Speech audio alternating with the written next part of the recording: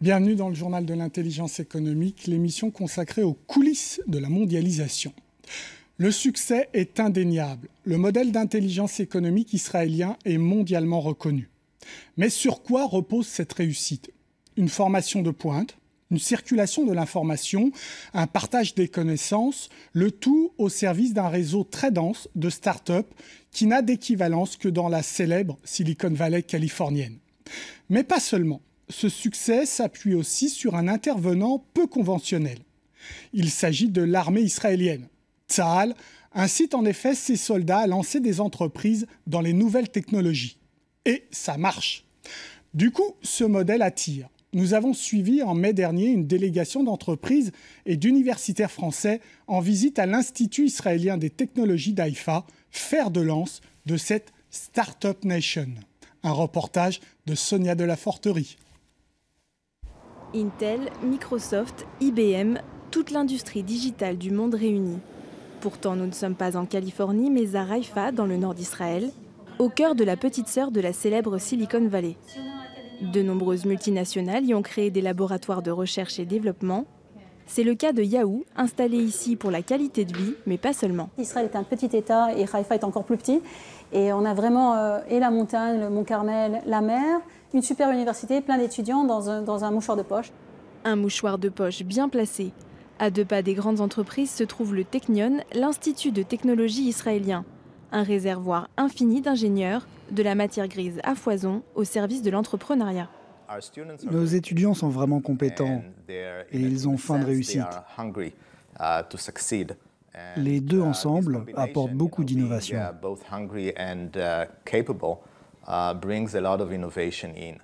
Le secret de cette réussite ne vient pas seulement du cerveau des étudiants. Tsahal, l'armée israélienne, apporte un sérieux coup de pouce aux futurs entrepreneurs. En Israël, le service militaire est obligatoire à partir de 18 ans, 2 ans pour les femmes, 3 ans pour les hommes. Autant d'années qui ne servent pas qu'à défendre le pays, mais aussi à travailler sur des nouvelles technologies. Sahar est en 3e année d'ingénierie et management au Technion. Il développe des robots autonomes. L'armée lui a permis d'accéder plus facilement aux études supérieures. J'étais dans les corps d'armée. Et si vous prenez des risques dans l'armée, si vous vous battez ou si vous êtes sur le champ de bataille, eh bien vous pouvez avoir une bourse. Tsahal pousse les soldats israéliens à innover. Résultat, pour les startups, l'État hébreu est une terre promise. Il y en aurait 5000 dans tout le pays. Israël, c'est 7,5 millions d'habitants et autant, voire plus d'entreprises cotées en bourse que l'Europe tout entière. L'armée nous aide, sans aucun doute. Dans le secteur des sciences de la vie, nous avons une entreprise qui s'appelle Given Imaging. Elle a développé une pilule qui prend des images de l'appareil digestif. Et quand vous y réfléchissez, ce que vous avalez est un missile. Un tout petit missile, mais quand même un missile. Un missile? Ici, le vocabulaire militaire se marie facilement avec celui du business. Ce n'est donc pas un hasard si certaines technologies de l'armée passent dans le civil. C'est un modèle extrêmement dynamique sur lequel l'armée Tsahal a une certaine influence, puisque l'armée est là, elle est très très présente, mais c'est l'armée du high-tech, l'armée d'investissement pour créer de la matière grise. Israël veut booster son économie aussi pour des raisons sécuritaires. Daniel Rouache appelle cela le bouclier technologique de l'innovation. Le bouclier, c'est une manière de protéger le pays, mais en allant de l'avant sur la partie technologique. C'est-à-dire pour protéger Israël sur son futur, il faut avoir une capacité en matière de science, de technologie, de savoir-faire qui doit être suffisante pour pouvoir ne pas être dépassé par des opposants, des ennemis. L'ennemi, là encore, le discours est très guerrier. Mais fait-il peur aux entreprises étrangères? Pas du tout. Les membres de cette délégation d'entreprises et de grandes écoles françaises venues visiter le Technion espèrent tous nouer des liens avec la high-tech israélienne. J'ai pas l'impression qu'il y ait trop de risques de faire du business avec ce pays, sachant que de toute façon, c'est sur le domaine scientifique, en tout cas pour ce qui me concerne, et le business n'est pas exclusif, il y a plein de choses à faire. Les domaines de compétences ne manquent pas dans cette nation start-up qui veut assurer sa suprématie par la technologie. Aujourd'hui, Israël consacre 4,3% de son PIB en recherche et développement, bien plus que la moyenne mondiale. Bien avec moi sur ce plateau, Alain Juillet, bonjour. Vous Bonjour. êtes directeur des clubs de directeurs de sécurité d'entreprise, le CDSE, président. Vous avez été haut responsable à l'intelligence économique. Vous connaissez l'ensemble des modèles d'intelligence économique nationaux. Qu'est-ce que vous pensez de celui-ci? Est-ce qu'il vous fait rêver? Je crois, il est fait à la fois rêver, d'un autre côté aussi, il est tellement différent de ce qu'on peut faire que c'est quelque chose d'autre en définitive. Parce que nous serions incapables de faire quelque chose comme ça dans notre pays. D'une part, comme ça a été rappelé dans cette émission, parce que nous avons supprimé les services militaires, donc on n'a plus de ce moyen formidable qu'ils ont trouvé, ça c'est exact, à travers l'armée, de faire progresser des jeunes et de les lancer dans cette politique d'innovation. Donc ça, c'est quand même quelque chose que nous ne pouvons pas faire. Mais il y a d'autres aspects, si vous voulez, qui me paraissent aussi très importants. Le premier, c'est que il ne faut pas oublier que Israël est une nation jeune. Et c'est une nation qui aussi vit environnée de ce qu'elle considère comme des ennemis. À partir de ce moment-là, il y a une volonté permanente d'être à la tête de ce qui se fait de mieux au niveau de la sécurité. Il faut toujours revenir au problème de sécurité. Et à partir de là, donc, de développer des technologies qui permettent d'avoir une meilleure sécurité que les autres. Donc le contexte est très important, c'est-à-dire la guerre israélo-palestinienne. Exactement. C'est indiscutable, si vous voulez, qu'aujourd'hui, ça joue un rôle. Les militaires ne se sont pas mis uniquement à développer des start-up pour le plaisir. C'est pour pousser ces jeunes, qui sont souvent très très bien formés dans les universités ou dans les écoles, à développer des techniques qui vont être utilisées par l'armée. Et l'avantage que vont avoir ces start-up, c'est qu'en définitive, à travers l'armée, ou les essais qu'elles vont pouvoir faire en direct dans l'armée, elles vont pouvoir ensuite se servir des résultats de ces essais pour vendre ailleurs leur technique en disant « nous savons que ça marche puisqu'on l'a essayé chez nous ». Alors je vous parlais de l'armée, mais derrière, une fois que vous avez mis au point des modèles qui servent au niveau des militaires, ou de la police d'ailleurs, eh bien à côté, ça va être avec des modifications, ça va être adapté à des quantités d'autres choses. Et c'est l'explication du succès de ces start-up israéliennes. C'est quand même le 3e pays au monde au niveau start-up après les Américains et les Chinois. Il ne faut quand même pas l'oublier. Sans prendre le modèle dans son entièreté, est-ce qu'on peut y prendre des idées? C'est-à-dire quand même ce lien entre l'armée et ces jeunes, le fait que, ayant fait un passage dans l'armée, on est soutenu par l'armée pour lancer son entreprise, c'est quand même intéressant, non? Ah ben oui, mais non seulement c'est intéressant, mais c'est efficace. C'est une idée qu'on peut piquer.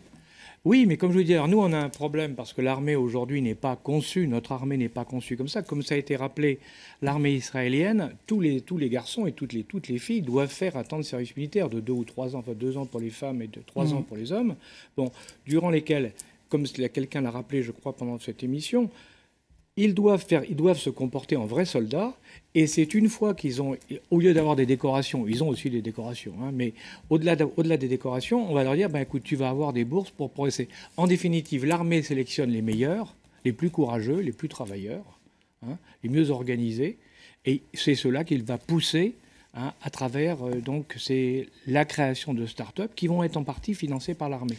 Et il y a un autre point d'ailleurs qui n'a pas été évoqué, mais qui me paraît important, c'est que ce qui est intéressant aussi de voir, c'est que la boucle se ferme quand ces start-up ont démarré et commencent à vendre leurs produits à l'étranger. Beaucoup d'entre elles ont comme commerciaux d'anciens militaires.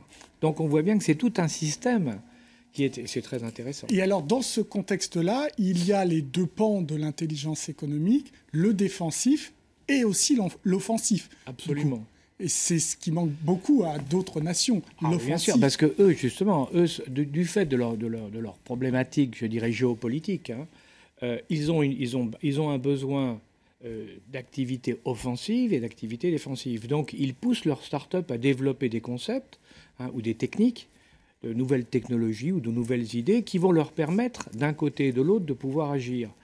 Et donc, ça aussi, c'est très intéressant, parce que comme je vous le disais, d'un côté, on va pouvoir tester en vraie grandeur les nouvelles inventions, les nouvelles innovations.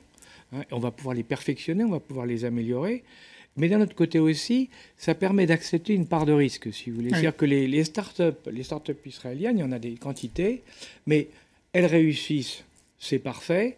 Elles réussissent pas, c'est pas grave. Parce que l'investissement en recherche et développement est tellement important en Israël grâce au financement israélien, mais grâce aussi au financement, il ne faut pas l'oublier, de l'extérieur, de la diaspora, parce que ça vient de partout, l'argent vient de partout, pas seulement des États-Unis. L'argent vient de partout pour développer la recherche et le développement. Ils ont donc les moyens et ils prennent des risques. Chose qui est chez nous et ne se fait pratiquement pas, puisque nous, on est dans le pays du principe de précaution. Donc on est exactement à l'opposé. Alors vous voyagez beaucoup, Alain Juillet. Oui. Est-ce que vous retrouvez ces startups sur les marchés internationaux? Ah oui. Oui, on les trouve parce que beaucoup de startups sont extrêmement innovantes et très rapidement, sur des marques, sur des niches, comme on dit, sur des niches, arrivent à complètement se positionner comme le leader ou un des leaders du marché mondial. On les voit arriver dans des domaines très très différents. Mais pas seulement sur le militaire. Non, mais dans tous les domaines, si vous voulez, parce que justement, ils développent de nouvelles idées et derrière, ils vont les utiliser. Il y a eu dans l'émission, vous avez montré à un moment des robots qui marchent tout seuls, enfin qui sont autonomes. Bon, il y a très peu de pays dans le monde qui font de la robotisation autonome comme ça. Et vous avez les Japonais, vous avez les Américains, les Chinois, et puis vous les avez. Alors nous, on en fait un petit peu, mais ça n'a rien à voir avec cet engouement qui a été poussé au départ. Pourquoi? Parce qu'on avait besoin de robots au niveau militaire pour remplacer les hommes dans des endroits où il y avait trop de risques.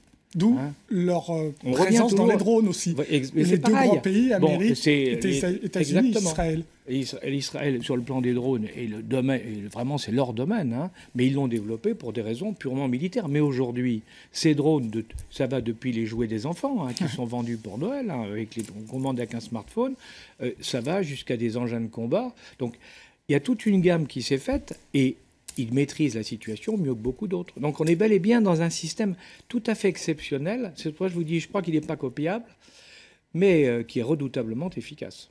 Merci beaucoup Alain Juillet pour cet éclairage. L'émission est terminée, mais comme d'habitude, vous pouvez la retrouver sur france24.com. En attendant, restez avec nous car l'information continue. Au revoir.